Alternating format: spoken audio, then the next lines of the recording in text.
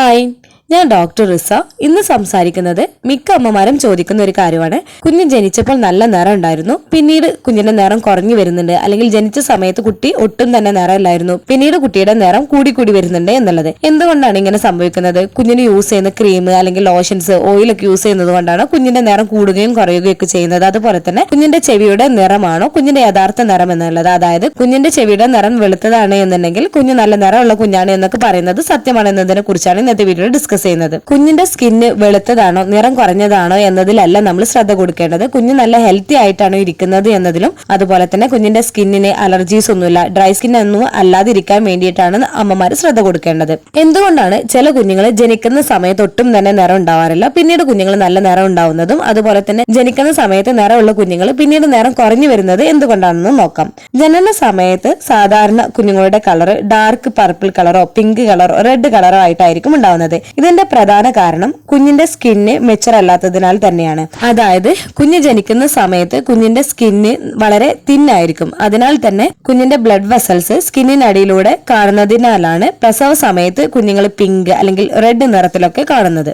അതുപോലെ തന്നെ ചില കുഞ്ഞുങ്ങൾ ഇരുണ്ട നിറത്തിലായിരിക്കും, അതായത് ഡാർക്ക് പർപ്പിൾ നിറമൊക്കെ ആണെന്നുണ്ടെങ്കിൽ കുഞ്ഞ് ജനിക്കുന്ന ഒരു സമയത്ത് കുറച്ച് ഇരുണ്ട നിറത്തിലായിരിക്കും നമുക്ക് കുട്ടികളെ കാണാൻ കഴിയുന്നത്. കുഞ്ഞിന്റെ സ്കിന്ന് മെച്ചർ ആവുന്നതിനനുസരിച്ച് ഓരോ മാസം കൂടുന്തോറും കുഞ്ഞിന്റെ സ്കിന്നിന്റെ കളറിൽ ചേഞ്ചസ് ഉണ്ടാവുന്നതാണ്. ഏകദേശം ഒരു 5 to 6 മന്ത് ആവുമ്പോഴേക്കും കുഞ്ഞിന്റെ യഥാർത്ഥ നിറത്തിലേക്ക് വരുന്നതാണ്. ജനിച്ച സമയത്തുള്ള നിറം തന്നെ ആവണമെന്നില്ല പിന്നീട് കുഞ്ഞുങ്ങളുടെ നിറം എന്ന് പറയുന്നത്. പലരും ശ്രദ്ധിച്ചിട്ടുണ്ടാവും, ചില ലോഷൻസ്, ഓയിൽസ്, ക്രീം ഇവയൊക്കെ യൂസ് ചെയ്യുന്ന സമയത്ത് ചില കുഞ്ഞുങ്ങളുടെ സ്കിന്ന് കളർ കൂടുന്നതായിട്ടും കളർ കുറയുന്നതായിട്ടും ശ്രദ്ധിച്ചിട്ടുണ്ടോ? ഇതിന്റെ പ്രധാന കാരണം കുഞ്ഞുങ്ങളുടെ സ്കിന്ന് കുഞ്ഞ് വലുതാവുന്നതിനനുസരിച്ച് കുഞ്ഞിന്റെ സ്കിന്ന് മെച്ചർ ആവുന്നതിനാലും അതുപോലെ തന്നെ ജനറ്റിക് ഫാക്ടേഴ്സുമാണ്. അതായത് ഭ്രൂണാവസ്ഥയിൽ തന്നെ കുഞ്ഞിന്റെ നിറം നിശ്ചയിച്ചിട്ടുള്ള ഒരു കാര്യമാണ്. അമ്മയുടെയും അച്ഛന്റെയും ജീൻ ഡിപ്പെൻഡ് ചെയ്താണ് കുഞ്ഞിന്റെ നിറം ഇരിക്കുന്നത്. കുഞ്ഞിന്റെ ശരീരത്തിന് നിറം നൽകുന്ന മെലാനിൻ കണ്ടന്റിന്റെ ഏറ്റക്കുറച്ചിലുകൾ നിറം കൂട്ടുകയും കുറയുകയും ചെയ്യുന്നതാണ്. കുഞ്ഞിന്റെ യഥാർത്ഥ നിറത്തിൽ നിന്ന് നമുക്ക് കുഞ്ഞിന്റെ നിറം കൂട്ടാനോ കുറക്കാനോ സാധിക്കുന്നതല്ല സ്കിൻ വൈറ്റനിങ് കെമിക്കൽസ് യൂസ് ആക്കാണ്ട്.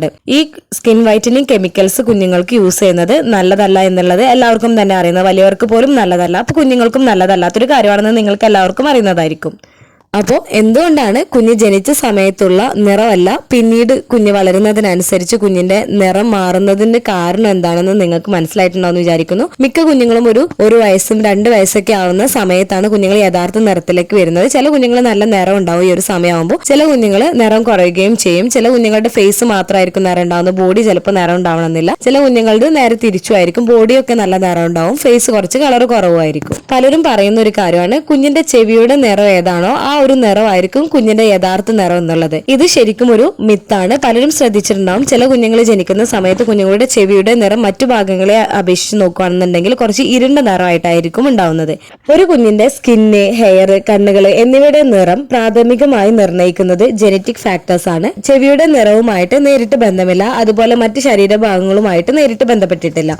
ഒരു കുഞ്ഞിന്റെ ചെവിയുടെ നിറം ജനന സമയത്ത് അവരുടെ ശരീരത്തിന്റെ മറ്റു ഭാഗങ്ങളിൽ നിന്ന് വ്യത്യസ്തമാകുമെന്നത് ശരിയാണെങ്കിൽ ഈ വ്യത്യാസം സാധാരണയാണ് ആ ഏരിയയിലേക്കുള്ള ബ്ലഡ് സർക്കുലേഷനും ചെവിയുടെ സ്കിന്നിന്റെ തിക്നെസ് കാരണമാണ്. ഈ ഘടകങ്ങൾ ശരീരത്തിന്റെ മറ്റു ഭാഗങ്ങളെ അപേക്ഷിച്ച് ചെവികളിൽ ചുവപ്പ് നിറത്തിലോ അല്ലെങ്കിൽ നീലയോ ആയിട്ട് കാണപ്പെടാൻ ഇടയാക്കുന്നതാണ്. എന്നാൽ കുഞ്ഞിന്റെ സ്കിന്ന്, കണ്ണ്, മുടി എന്നിവയുടെ നിറം എന്തായിരിക്കണം എന്നുള്ളത് ഇവ സൂചിപ്പിക്കണമെന്നില്ല. ഒരു കുഞ്ഞിന്റെ സ്കിന്ന്, മുടി, കണ്ണ് എന്നിവയുടെ നിറം നിർണ്ണയിക്കുന്നത് അവരുടെ മാതാപിതാക്കളിൽ നിന്ന് പാരമ്പര്യമായി ലഭിക്കുന്ന സങ്കീർണമായ ജനിതക ഘടകങ്ങളാണ്. കൂടാതെ സൂര്യപ്രകാശം, പോഷകാഹാരം തുടങ്ങിയ പാരിസ്ഥിതിക ഘടകങ്ങളാൽ സ്വാധീനിക്കപ്പെടാം.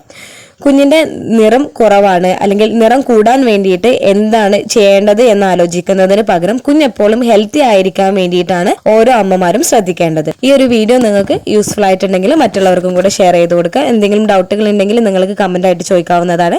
അടുത്തൊരു വീഡിയോയിൽ കാണുന്നത് വരെ ബൈ.